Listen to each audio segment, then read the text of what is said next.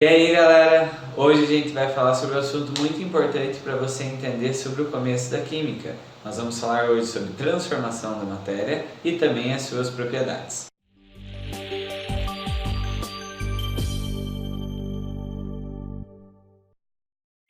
Então, a gente vai começar falando sobre as transformações da matéria. Então a gente tem dois tipos de transformações da matéria, a física e a química. E elas são conhecidas como fenômeno químico e fenômeno físico. Aqui, gente, nós temos o fenômeno físico. O que ocorre no fenômeno físico? Nós não temos a alteração da composição da matéria. Então eu tenho um composto A e eu transformo ele em composto A também. Só que eu tenho a alteração da composição física dessa matéria e não da composição química dela. Então, aqui, por exemplo, nós vamos ter gelo, né? Não sei se vocês vão entender meu desenho, mas aqui é umas pedrinhas de gelo e aqui eu estou transformando em água líquida, né? Então aqui eu tinha um tipo de composto, vamos dizer o composto A, e aqui eu também tenho o composto A, porque eu não altero a composição da minha matéria, eu continuo tendo água de um lado e água do outro. Só que eu tenho água sólida e água líquida. Então deu para entender o que é uma transformação física? Vai ser sem alteração da matéria, entendeu? Eu vou continuar com a mesma composição química da matéria. Então eu posso ter como exemplo, se eu dissolver algo em água, eu não vou estar mudando aquilo, eu só vou estar dissolvendo, é um processo físico. Se eu transformo madeira em cadeira, em mesa, eu também estou tendo um processo físico. Deu para entender? Agora, aqui nos fenômenos químicos, nós vamos ter alteração. Então, essa alteração vai ocorrer com a composição da nossa matéria. Como que essa alteração ocorre? Através do rearranjo de átomos, né? Então, aqui, ó, eu coloquei um desenho, não sei se vocês vão entender de novo, mas nós temos o leite, né? Após a transformação, a gente transforma em queijo. Então, leite e queijo não é a mesma coisa. Entendeu? Eu tenho outro tipo de substância, entendeu? Eu tive alteração da matéria, mas pode ter gente que vai falar assim, mas o leite é o sólido o queijo é o sólido do leite. Eu já ouvi gente falando isso, e isso é muito preocupante. Não, o leite não é, o queijo não é o formato sólido do leite, entendeu?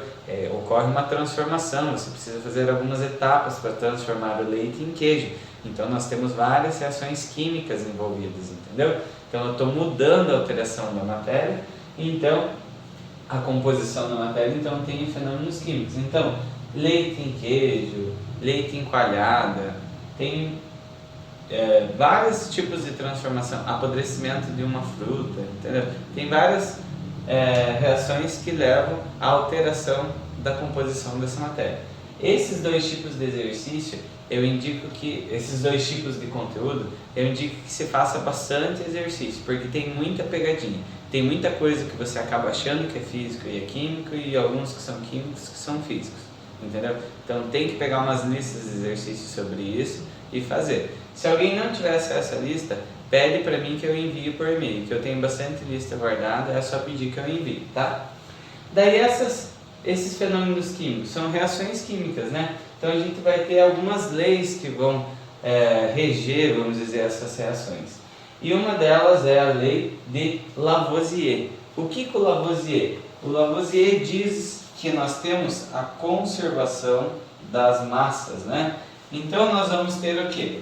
Antes dessa flechinha nós vamos ter reagentes e depois dessa flechinha nós vamos ter produtos. Então o Lavoisier diz que a minha massa dos meus reagentes deve ser igual à massa dos meus produtos. Então aqui, se a gente fizer a massa do hidrogênio é 1, temos 2 vezes 2 dá 4 gramas, né? Aqui o oxigênio é 16 vezes 2 dá 32 gramas. Aqui 16 mais 2 do hidrogênio, 18 vezes 2 dá 36 gramas, né? Então, galera, vocês estão vendo aqui, ó, o que eu tinha antes da minha reação tem que ter a mesma coisa em gramas do outro lado, para a gente ter a conservação da massa, que é o que a lei fala. Então aqui, ó, tá vendo? 4 mais 32 dá 36. E aqui do outro lado dos produtos também tem 36. Então eu tive a conservação da massa nessa reação. O que ocorreu aqui? Eu só tive o rearranjo dos átomos, né? Tá vendo? Aqui tinha 2 hidrogênios junto e 2 oxigênios junto. Aqui eu já tenho 2 oxigênios junto com 2 hidrogênios junto com oxigênio.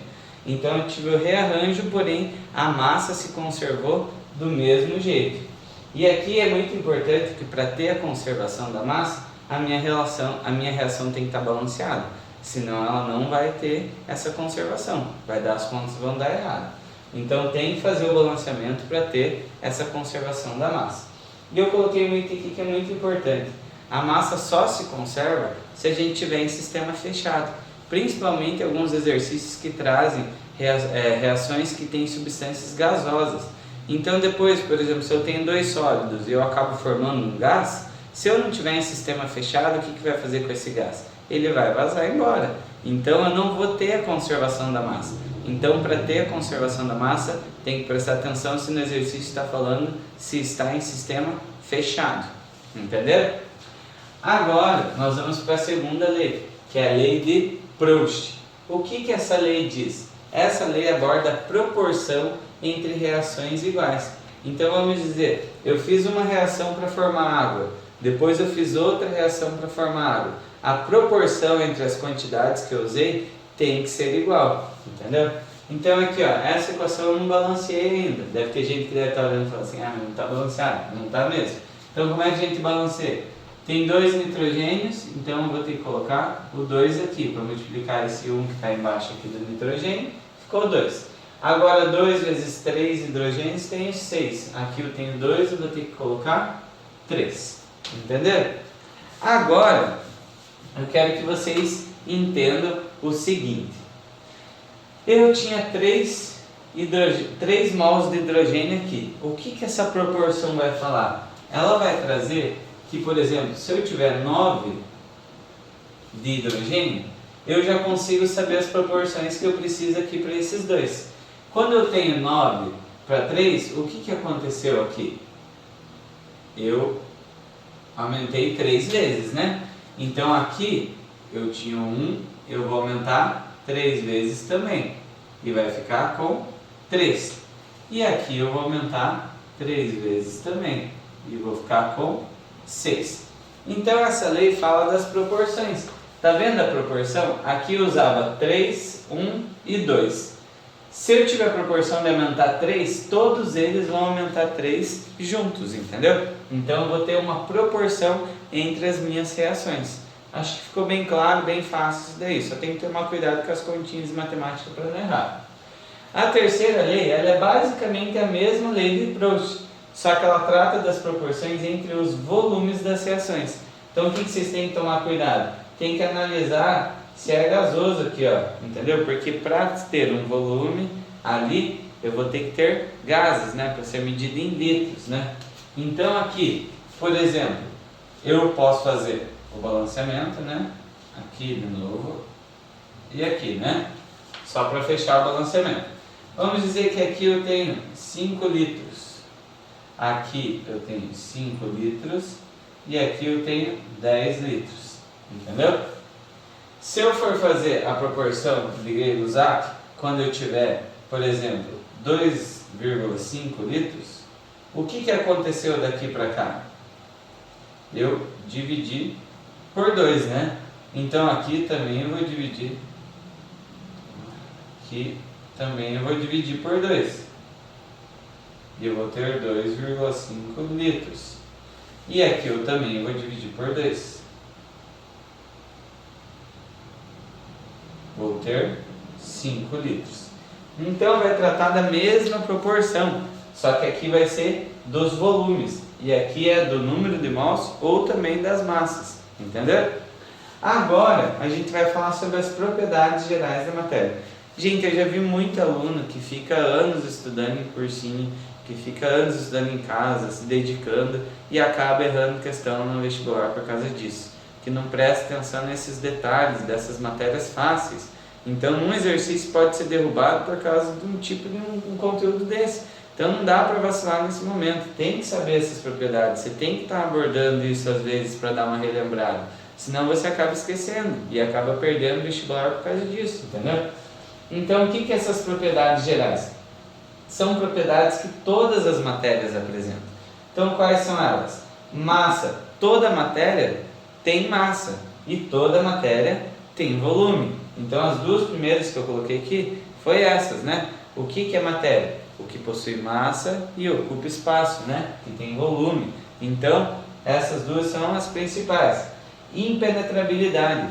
Você não consegue ocupar o mesmo espaço de outra matéria. Então, cada matéria ocupa o seu espaço. Então, essa é a impenetrabilidade que diz sobre isso. Eu não posso ocupar o espaço de outra pessoa, de outra matéria, entendeu? Porque é impenetrável, tá entendendo? Impenetrabilidade.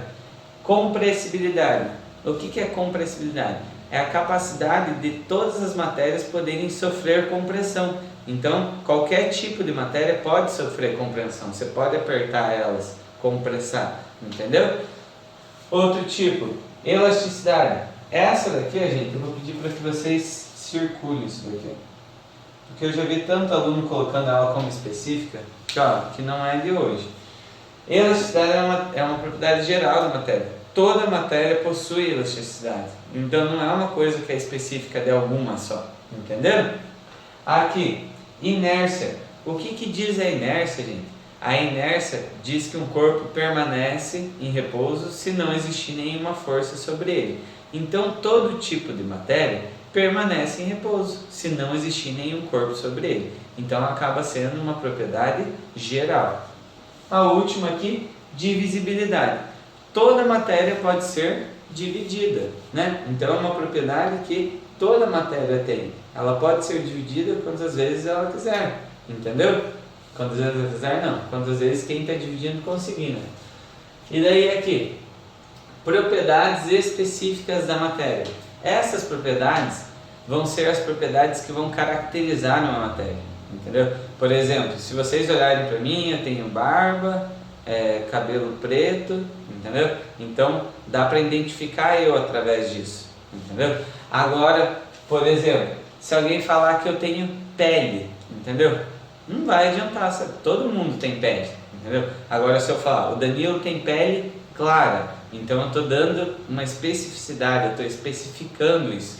Então essas propriedades específicas da matéria vão ser características das matérias que possibilitam eu identificar ela através disso. Deu para entender? Então elas são separadas em três. Nós temos as propriedades físicas, químicas e as organolépticas. Todo mundo esquece dessa organoléptica. Não esqueçam, gente, por favor, guardem na cabeça de vocês. O que vão ser as físicas? Vão ser propriedades que identificam a matéria sem alteração da composição dela. Então, ponto de fusão. O que é ponto de fusão? É a temperatura exata em que a matéria passa do sólido para o líquido. Então a água tem um ponto de fusão, o álcool tem um ponto de fusão, o etanol, o éster tem outro ponto de fusão. Cada função, cada composto, dependendo do tamanho dela, vai ter um tipo de uma temperatura para o ponto de fusão. Então vai ser específico de cada matéria. O ponto de ebulição é a temperatura exata em que a matéria passa do líquido para o gasoso. Então cada substância vai ter a sua temperatura para passar do líquido para o gasoso, entendeu? E eu não vou estar alterando a composição da matéria. Eu vou estar continuando tendo a mesma matéria, só que mudando de estado físico, entendeu? Densidade. Cada matéria possui a sua densidade e nem por isso essa propriedade não altera a composição da matéria, tá vendo? Solubilidade também é uma propriedade física, que é a capacidade de ser solúvel em algum solvente, né? Capacidade de dissolver em algo. Calor específico é uma propriedade física também, né? Que vai medir a quantidade de calor que eu preciso para aumentar uma em temperatura da matéria, né? Dureza, vai medir a dureza. Por exemplo, o material mais duro que nós temos no mundo é o diamante, né? E um dos mais moles, vamos dizer, é o giz. né? Daí tem gente que fala assim, tem exercício que pode falar, quem que risca o quadro? Quem que risca? É o quadro que risca o giz ou o giz que risca o quadro? Se estivermos falando de química e não de interpretação de texto, dependendo do texto que tiver, mas se estivermos falando de química, é o quadro que risca o giz. Por quê? Porque o quadro é mais duro e o giz se desfaz quando passa no quadro. Então eu tenho o quadro riscando o giz e não o giz riscando o quadro. Entendeu? Agora, as propriedades químicas. As propriedades químicas não tem como eu ficar citando para vocês aqui porque elas são inúmeras. Por quê? Elas são tipo uma característica de uma substância poder se tornar em outra. Então nós temos algumas propriedades que são de oxirredução, algumas propriedades que são o poder de uma matéria reagir com a outra, porque tem algumas características em específico. Então aqui essas propriedades químicas a gente vai estudando conforme a gente vai ver as reações que ocorrem no nosso mundo, entendeu? E aqui nós temos as propriedades organolépticas. O que são essas propriedades organolépticas? Elas estão relacionadas com os nossos 5 sentidos. Então é como se a gente visse algo e conseguisse identificar aquilo pela visão. Sentisse o cheiro de algo e conseguisse identificar através do cheiro. Pegar em algo e conseguir identificar através do tato, né? Através do som, da audição. Ou também através da textura, do brilho, vai estar só envolvendo esses 5 sentidos que a gente tem. Então não esqueça, o nome é meio estranho, mas não é nada complicado. Organolépticas. Então galera, a aula de hoje foi sobre isso. E eu espero que vocês deem valor para esse tipo de conteúdo, porque ele ajuda vocês a não ter erro bobo. Quem passa no vestibular é quem não deixa erro bobo passar, entendeu? Tem que prestar atenção nos mínimos detalhes, porque as provas estão cada vez mais cobrando esses detalhezinhos, entendeu? Então a aula de hoje é essa. Se inscrevam no canal, deixem o seu like e me ajudem que eu ajudo vocês. Beijo, até!